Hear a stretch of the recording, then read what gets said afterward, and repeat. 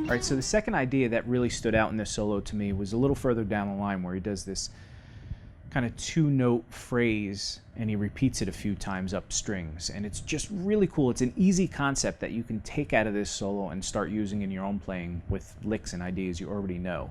To me, that's the goal of learning these things. It's great to learn a cool solo, but it's even cooler for me to pull some of the ideas out that I really like and start using them in my own playing. So this whole thing, before we get to that phrase though, just take notice in the tab, again, get that in the description below, when he goes up that little chromatic thing,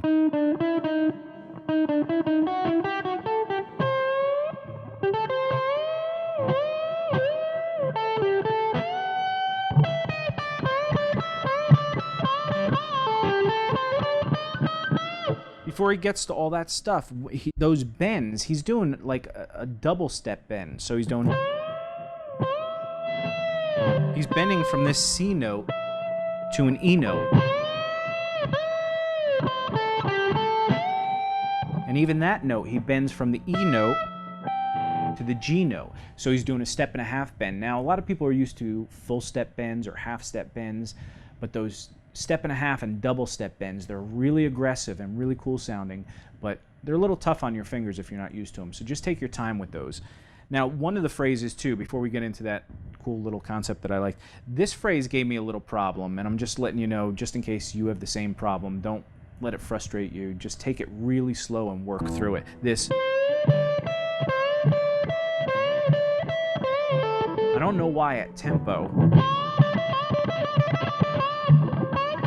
it gave me problems sneaking that second finger on that 12th fret of the E string, and I still stumble over it a little bit, but it's a really cool phrase, and just take your time with it. Then it gets into this little,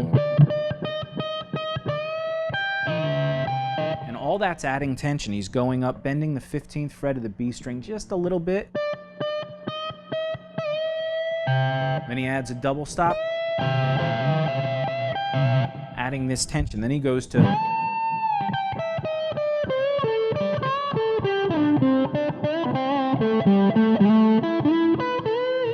and that's the phrase that I found really cool, that little quick,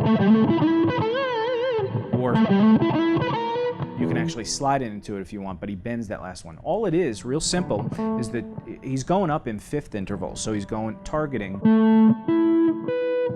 A note on the 12th fret of the A string, D string, 14th fret, which is an E note, and on the G string, the 16th fret, which is a B note. Right? He's just targeting those notes. He plays it first, and then he slides from a note below up to that note. So he goes, but that last one, instead of sliding, he bends. So he goes, right? Really, really cool stuff. Now, the way you could take this into your own playing, which is real simple, is use it on, say, A minor pentatonic. Right? And your first note's an A, so you play that, and you slide it, and then you slide into it. Then you go to the next string, and you play the fifth. So you're going up that fifth, and then you go up another fifth, and you slide into that. Now what you get is you get the A note, which is the root. You get the fifth. Then you get this note, which is the ninth, and it's a little outside pentatonic, but it's still a cool, usable sound. Right? So you have, right? And you can use it anywhere. You could, you know, incorporate it into, say, like a pentatonic lick. So you have,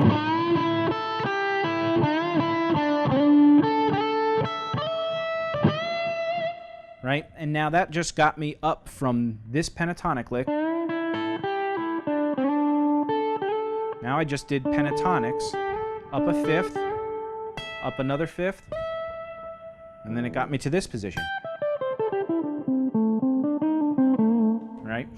Really cool, useful little idea, and I think that's enough on that one. We will move on to the next idea now. All right, so the last concept I want to touch on here happens at the end of the solo pretty much. It's a cascading thing that he does down an octave. So he starts on the 17th fret, basically first position A minor pentatonic, and then he goes down to the first position A minor pentatonic on the 5th fret. So what he's doing is, right, he's skipping strings. So he plays the high E string, 17th fret, then he skips the B string, goes to the G string, and he plays 20, 19, 17. Then he plays the 17th fret on the D string. I'm sorry, the 19th fret on the D string. Right, and he pulls it off. He may pick 2 of the notes, but I think it's all pull-offs.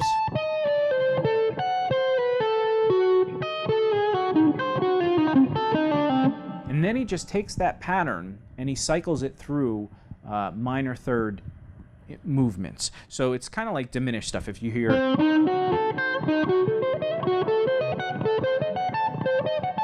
right, you've heard that before, I'm sure.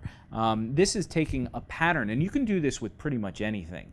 That minor third movement is such a strong movement that it gets a unique sound. And if you examine what intervals are being played, he's got the root, flat 5, then you have the 4th or the 11th, you have the minor third, and the root again. But then when you move down to this position, right, you have the 6th, the minor third again, then you have the 2nd or the 9th, then you have the root. And then there you have the major 6 again. So you see it starts mixing up a few different intervals, and then it keeps going and blah, blah, blah. I'm not going to bore you with all the details of every interval and note there, but it repeats over time. You'll see. Then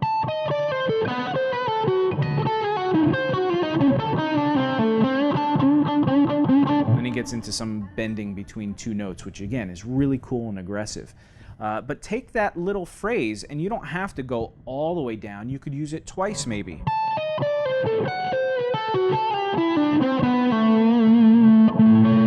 Right? And it'll get you down to a different position. It's just a really cool, aggressive little thing that's going on, and the way he's phrasing it, it just works out so well. So I hope you guys enjoyed that lesson. Again, I left a lot of it to the tab so that this wasn't just a hugely long lesson going note for note through this whole thing. But if you guys want more details on this or this kind of soloing, you can always hit me up for Skype lessons and we can dive into it. We don't have to do, every week. We can do once in a while, but I do have a bunch of students that I enjoy teaching that I do every week with, and we expand on each idea, and they keep growing. Every months down the line, I'm like, man, you guys have improved so much. So it's a really fun environment. If you guys are interested in that, click the link below in the description. You'll see it there. Also, check out, again, Marty and Phil playing this. It's just so much fun, and those guys are they're so awesome. They're so great for the musical community because they bring just the fun vibe to it. I mean, most of the stuff that Marty transcribes, I go on there at least twice a month to see what he's transcribing, him and Papa Stash, Brett Papa, which we just did a video with him too. But it's so much fun watching what they do because a lot of times we dive into these fusion jazz things or even the Phil X stuff or whatever, but then we forget about the cool stuff, like just popular songs of the day and learning chord progressions.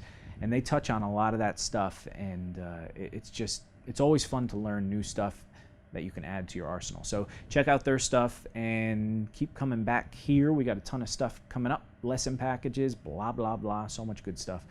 Hope you guys enjoyed this, and I will see you on the next lesson. Make sure you share and click like if you do. That really helps us out. So thanks a lot, guys. See you on the next one.